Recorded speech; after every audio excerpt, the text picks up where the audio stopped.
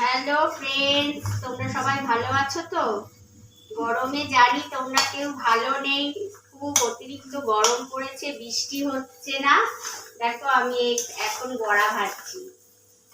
লাল লাল করে কিছুটা বড়া ভেজে রেখেছি, ভাত করেছি, আলু ভাজবো। তোমরা ভাবছো হয়তো এত রাতে আমি কেন বড়া ভাজছি, প্রায় 10:30 11টা বাজতে যায়। কারণ ছাড়া তো কেউ করে না। তো এখন কেন বড়াটা ভাজছি তোমাদের আমি বলবো। কালকে আমাদের পাড়ায় ক্লাবে পুজো আছে। তো রাত্রিবেলা বড়াটা কেন ভেজেছি, কালকে আমাদের বাড়িতে কোনো উনুন জ্বলবে না, কারণ পাড়াতে শীতলা কালী পুজো বলে গেছে, চাঁদা নিয়ে গেছে।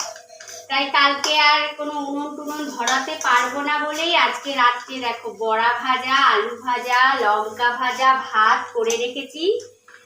ভাতে জল ঢেলে রাখবো, গরম গরম তো জল ঢালা যাবে না, ঠান্ডা করে ঢেলে রাখবো।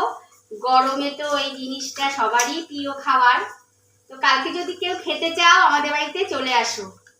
কালকে কিন্তু খুব প্রিয় একটা খাবার বানাচ্ছি আমি। কালকে আমাদের এই সারাদিন এই খাবারই চলবে। আমাদের বাড়িতে কালকে উনুন জ্বলবে না, আমাদের পাড়ায় শীতলা কালী পুজো।